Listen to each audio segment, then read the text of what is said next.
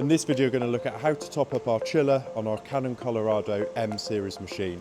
Now this is an M5W, but this is the same across the entire M series range. So in the back of the machine or in your maintenance pack, you should have one of these, which is to fill the tank up, and then a Torx headed screwdriver, which is then to take the covers off here. Now my screws have already been taken out, but they are just across the top here, and some engineers do leave them in. So all we need to do with this panel is just literally lift, pull towards you, and then that will come off. Now you do need to remove both of the panels, and then you'll see your chiller on the side of the machine here. Now the reason we need to take this panel off is because the water level is just at the back here. So you can see mine is sort of just towards the top end of the middle of normal, which is all good.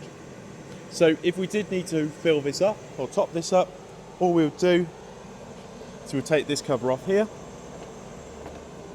You'd then put some deionized or distilled water in your jug, and then literally fill it up there with somebody else looking at the fill level on the side, so you can make sure that you're not overfilling it.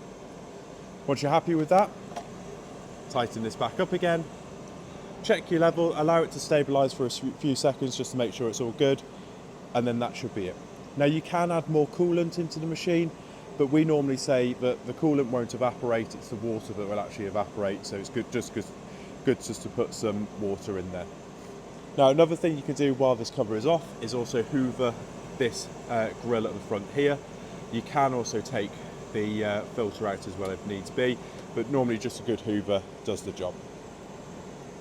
So then all that's left to do is to put our panels back on again,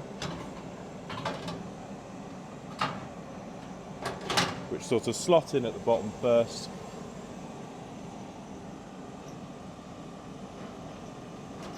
Like so, and then lift up into position on the top. So that is how we fill up the chiller on our Canon Colorado M series machine.